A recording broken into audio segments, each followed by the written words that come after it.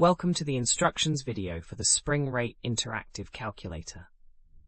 This tool helps you determine the stiffness of compression and extension springs by calculating the force required per unit of deflection.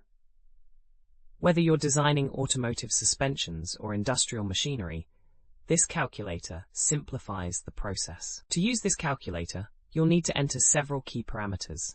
First, input the wire diameter of your spring in millimeters.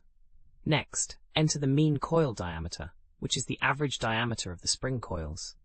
Then specify the number of active coils in your spring. Finally, select or enter the shear modulus for your spring material, typically around 79,300 megapascals for steel. For our example, let's use a wire diameter of 3 millimeters, a mean coil diameter of 20 millimeters, and 10 active coils with standard steel material. Once all values are entered, click the Calculate button to see your spring rate result, displayed in newtons per millimeter, showing how much force is needed to deflect the spring by 1 millimeter.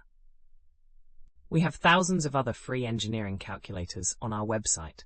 Head over and check them out.